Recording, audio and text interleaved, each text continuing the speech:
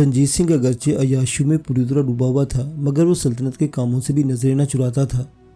वो लिखना पढ़ना न जानता था, लेकिन किसी चीज़ का हिसाब किताब रखना पड़ता तो वो नरम लकड़ी पर इतने ही निशान डालता जाता था। वो अंग्रेज़ों का पक्का दोस्त था, दाना और ज़बरदस्त हाकिम भी था, जो अपने अफसरों और एहलकारों को अच्छी तरह काबू में रखता था। राया भी इससे बहुत खुश थी। इसने अपने पास बहुत सी तोपें और लश्कर जर्रार जमा कर रखा था, जिसको फ्रांसीसी फौजी अफसरों ने सिधाया था और फन हर में यकता बना दिया था। इसने पंजाब में एक बड़ी ज़बरदस्त सल्तनत बना ली थी और शेर पंजाब कहलाने लगा था। इंसानी सरुशत हमेशा तजादात का शिकार रही है। अगरचे एक तरफ रंजीत सिंह बेहतरीन हाकिम और हर दिल अजीज़ हुक्मरान था, तो दूसरी तरफ इसकी शख्सियत में बेपनाह खामियां भी मौजूद थी। रंजीत सिंह के लाहौर के तख्त पर बैठने से पहले पंजाब एक ऐसे खित्ते का नाम था जिसकी हदूद और सरहदों का तयन नहीं हो सका था, मगर रंजीत सिंह ने जब इसकी बागडोर संभाली तो इससे पंजाब की सरजमीन को मुत्तहिद किया, इसे मजबूत बनाया और इसके दिफा के लिए एक जदीद तर्ज की फ़ौज कायम की और पूरे इलाके में अदल व इंसाफ की बुनियादें उस्तवार की। मगर बाज़ तारीख़ निगार इससे इत्तफाक नहीं करते। इनके मुताबिक रंजीत सिंह ऐश दोस्त हुस्न परस्त था। इसके दौर में इस्तेमाल की चीज़ों और अय्याशी के सामान की कीमतों में कोई फ़र्क न रखा गया था, यहाँ तक कि ईंधन, अनाज, सब्जियों तक पर महसूल तलब किया जाता था। इसकी सल्तनत में जगह जगह कस्टम हाउस बनाए गए थे, जहाँ व्यापारियों के साथ बड़ा बुरा सलूक किया जाता था। हर चीज़ पर कई बार चुंगी देनी पड़ती थी। पहली बार ख़रीदारी पर, दूसरी बार दुकान के ऊपर जाके बेचने पर, तीसरी बार दुकानदार खुद इस चीज़ पर महसूल वसूल करता। यहाँ तक कि रंजीत सिंह के दौर में कपड़ा बनाने वाले जुलाहों पर भी टैक्स लगा रखा था।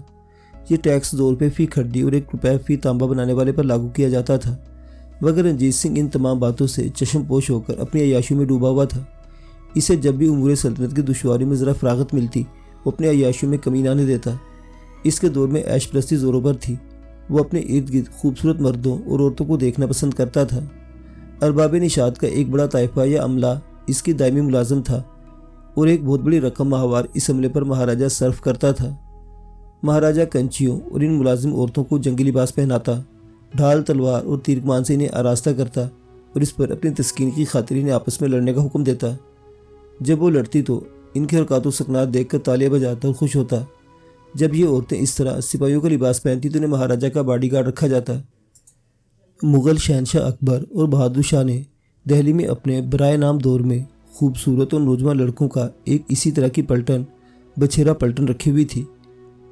रंजीत सिंह ने इस पर यह इजाफा किया कि औरतों को मर्दाना लिबास पहनाया और सिपाही बना दिया। वो अपने दोस्तों से कहा करता था कि मेरे बॉडीगार्ड सिपाही मुझे तंग करते हैं। वो लड़ाई में तो लड़ने के लिए नहीं निकलते, लेकिन इनकी आपस की लड़ाइयाँ मेरे नाक में दम कर देती हैं। सारे पंजाब का मैंने बंदोबस्त किया, इसे अपनी मर्जी और आवाम की फलाह के लिए बनाया, लेकिन बॉडीगार्ड का मुझसे बंदोबस्त न हो सका। मेरी सारी तदबीरें इनकी शरारतों के आगे आजिज़ आ गई हैं और दूसरे बॉडीगार्ड हमेशा धोखा देते हैं, इसलिए भी मैं इन्हें अपने हमरा नहीं रखता। जबकि इनकी जगह औरतें बॉडीगार्ड हो तो महाराजों की शान शौकत बढ़ती है और दूसरा इनसे किसी किस्म के जान को ख़तरा नहीं रहता। इसी तरह जब नाच गाने का जलसा गर्म होता तो रंजीत सिंह बड़े शौक से इन खूबसूरत औरतों को अपने हाथों से शराब के जाम बना कर मुतवातर देता था। एक का जाम ख़त्म होता तो दूसरा जाम इसके आगे पेश करके वो बहुत खुश होता। खुद भी शराब पीता। कहा जाता है कि वो इस कदर तेज शराब पीने का आदी था कि अंग्रेज़ भी वो शराब न पी सकते थे। वलायती शराब हो और कंचियाँ हों जो अपने कोठों पर देसी शराब ही पी सकती थी और वलायती नितने शराब पीने के सिर्फ ख्वाब देखती थी। वो महाराजा के ऐसी महफिल में जी जान से शरीक होकर इस कदर शराब पीती कि सुराइयाँ छोड़कर मटकों तक को खाली कर देती। फिर जब नशा जोर करता तो आपस में लड़ना झगड़ना शुरू कर देती। एक का हाथ होता तो दूसरे की चोटी। खैंचा तानी में एक दूसरे के खूब कपड़े फटते। गर्ज के एक तरह की मकरूहात होती। महाराजा इनके हरकत से न सिर्फ लुत्फतोज होता, कहके लगाता, तालियां बजाता, बल्कि इन्हें और लड़ने पर उकसाता। इनकी खूब कुश्तियाँ करवाता, खूब दस्तों गिरेबान करवाता, इन पर रुपयों की बौछाड़ कर देता। जो कपड़े रात को फटते, दिन को इनसे बेहतर और हर किस्म के नफीस कपड़े इन बहादुरों को मिल जाते। रंजीत सिंह के चौंचले खूबसूरत और जवान औरतों के लिए तो थे, तो इसके अलावा इसका दूसरा शौक खूबसूरत और अथरे घोड़ों का था। वो सिर्फ एक घोड़ा हासिल करने के लिए कत्ल गारत भी कर सकता था। अंग्रेज़ मुसन्निफ रोडियार्ड कैंपनिंग ने रंजीत सिंह की इन्हीं हरकत को देखते हुए कहा था, 4 चीज़ें हर चीज़ पर गालिब हैं, औरत, घोड़ा, इक़्तिदार और जंग। मोरा जब तहाइफ के साथ भारी इनाम इकराम लेकर अमृतसर पहुंची तो इसकी पुत्रियों ने वालिहाना इस्तकबाल किया। खानम तो इसकी आगे आगे बिछी भी जा रही थी और बार बार इसकी बलाएं ले रही थी। इसकी साथी कंचियाँ इसके इर्द गिर्द जमा थी और बाज़ार हुस्न की वो तवाइफें जिनका मोरा से राब्ता और साहिब सलाम थी, वो भी आकर इसे मुबारकबाद दे रही थी। जब ज़रा फुर्सत होती तो मुश्तरी इसके करीब आकर बैठ गई। कैसा रहा तेरा जलसा?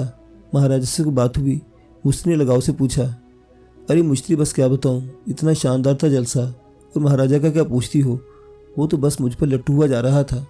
सरदारों और महाराजों को क्या पूछती हो, नोटों की बारिश बरसाती थी। इस तरह की ज़मीन का मुँह भी इसमें छुप गया। हर कोई तुम्हारी बहन के हुस्न की तारीफ़ करते मरा जाता था। मोरा ने अल्फाज को खूब सजा सवार कर बयान किया और इसके इश्तियाक को और हवा दी। अब कब जाओगी? मुश्तरी ने दोबारा पूछा। बहुत जल्द, वो फिर बुला भेजेंगे। कोई ऐसा बंदोबस्त नहीं हो सकता कि मैं भी तुम्हारी संगत में लाहौर देखा हूँ? सच्ची बड़ा दिल करता है। मुश्तरी की ख्वाहिश डरते डरते भी जुबान पर आ ही गई। अरे ज़रा मेरे पाँव तो जमने दो, मोरा ने बनते हुए कहा।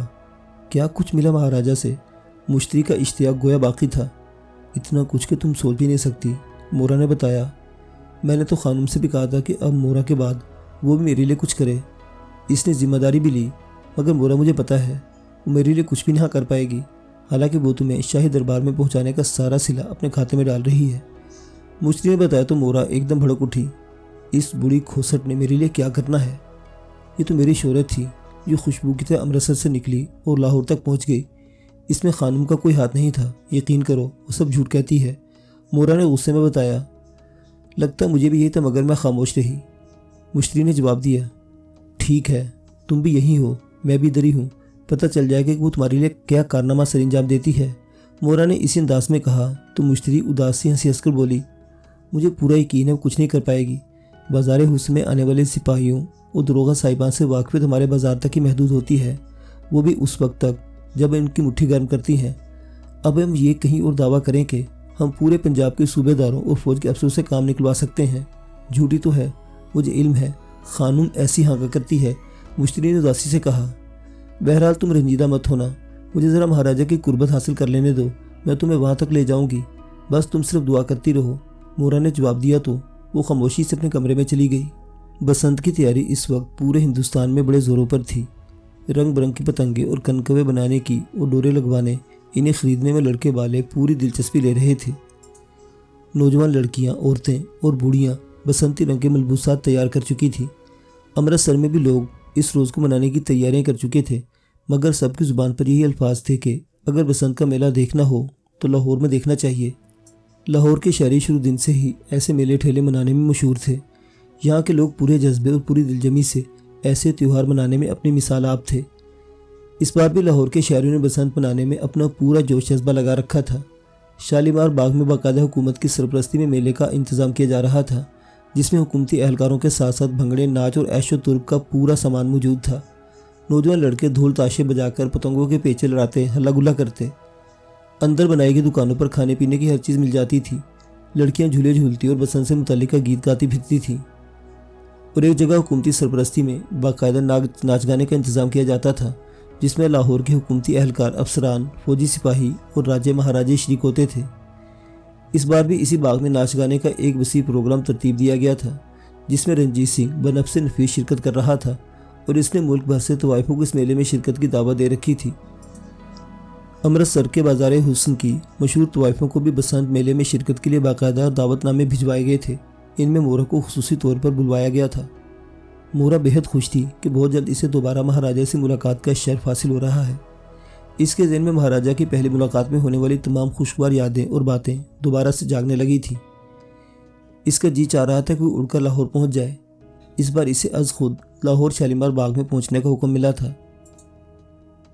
रंजीत सिंह के हाकिम लाहौर होने से शालीमार बाग इसका पसंदीदा तफरीही मुकाम बन गया था। हुकूमती एहलकारों के अलावा यह दूसरी मुमताज़ शख्सियत भी सैर व तफरीह के लिए आया करती थी।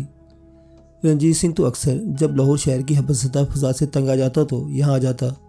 अब तो बसंत मेला मनाने के लिए खुसूसी तौर पर एहतमाम किया गया था। वलायती शराबों की सुराहियाँ मंगवाई गई थी। रात के जब मोरा शालीमार बाग पहुंची तो इस वक्त बाग में मेले की तफरीह शुरू हो चुकी थी। शराब पानी की तरह बहाई जा रही थी। मुल्क के अतराफ़ अकनाफ से नाचने गाने वाली यहाँ पहुंची हुई थी। रंजीत सिंह अपनी मखसूस नशीस पर बैठा इनके गानों और नाच से महसूस हो रहा था, और कभी जब इंतहाई मूड में होता तो तालियां बजाकर इनको दाद देने के साथ शराब का जाम बनाकर देता। गोया ये इस बात की निशानदेही समझी जाती थी कि महाराजा को इसका नाच गाना बहुत पसंद आया है। जब मोरा शालीमार बाग पहुंची तो किसी बांदी ने रंजीत सिंह को इसकी खबर दी। रंजीत सिंह फौरन अपनी शीश से उठा और हदारी तक मोरा का इस्तकबाल करने पहुंच गया। सही नसीब, आज फिर दीदारे यार हो गया। मोरा को देखते हुए गोया हुआ, महाराज क्यों शर्मिंदा कर रहे हैं, इतना न बनाइए कि बंदी अपनी औकात भूल जाए। मोरा ने अदा से कहा, ये सच है और मेरे दिल की आवाज़ है। रंजीत सिंह दोबारा बोला, खूबसूरती, हुस्न, दिल पजीर और खुशशक्ल मोरा की जितनी भी तारीफ़ की जाए वो सच है और कम है। रंजीत सिंह ने हंसते हुए मजीद कहा, हुजूर की ज़रा नवाजी वगरना मोरा कहाँ और महाराज जीबकार कहाँ, कहाँ आसमान और कहाँ ज़मीन की खाक। मोरा ने जवाब दिया, तो आइए कदम रंजा फरमाएं, लेकिन एक बात की चलते चलते और इजाज़त दीजिए कि जब भी बंदे की तबीयत चाहे वो आपको तलब कर सके। रंजीत सिंह ने इसी अंदाज में दोबारा कहा तो मोरा जी जान से खुश हो गई। ये तो मेरी खुशकिस्मती और बुलंद नसीबी होगी, आप तलब फरमाए और बंदी हाजिर ना हो, इसे मौत क्यों ना आ जाए, मर जाए ऐसी मोरा जो आपकी हुक्म अदूली करे। मोरा ने अदा से जवाब दिया। वो बातें करते करते पंडाल में पहुंच गए। रंजीत सिंह अपनी नशीस पर दोबारा जलवा अफरोज हो गया। रात गए तक नाचने वालियों के घुंघरूं की छन छन सुनाई देती रही, शराबें चलती रहीं। वो पता नहीं रात का कौन सा पहर था जब मोरा को नाचने की इजाज़त मिली। महफिल में खामोशी छाई हुई थी। मोरा खरामा खरामा मोरनी की तरह चलती पंडाल में पहुंची। इसने हस्बे रवायत पहले महाराजा की खिदमत में सलाम पेश किया और फिर नाचना शुरू कर दिया। एक तो रुत बदलने का मौसम, बाहर आने की सूंधी खुशबू, हल्की हल्की खुनगी ने मौसम को और भी दो आदशाह कर डाला था। फिर ऊपर से महाराजा की खुसूसी तवज्जो हासिल करने की खुशी में मोरा मस्ती में आए मोर की तरह ऐसा झूम कर नाची कि इसे खुद अपनी सुध-बुध न रही। उधर वो नाच रही थी और उधर रंजीत सिंह इस पर सिक्कों की बारिश कर रहा था। इसकी देखा देखी बसंत के मेले में शिरकत करने वाले दूसरे मेहमान भी महाराजा की खुशनुदी हासिल करने और अपनी तवज्जो अपनी तरफ मबजूल करवाने के लिए नोट और सिक्के लुटाने में एक दूसरे से आगे निकलने की कोशिशों में थे। जैसे जैसे रात भीगती जा रही थी, महफिल का हुस्न और अरूज बतदरीज बढ़ता चला जा रहा था। फिर न जाने कब मोरा थक कर नीचे गिरी। रंजीत सिंह बेसाख्ता उठा और इसे अपने सीने से लगा लिया। ये एक वालिहाना मोहब्बत करने वाले का अपनी महबूबा के लिए अनमोल तोहफा था।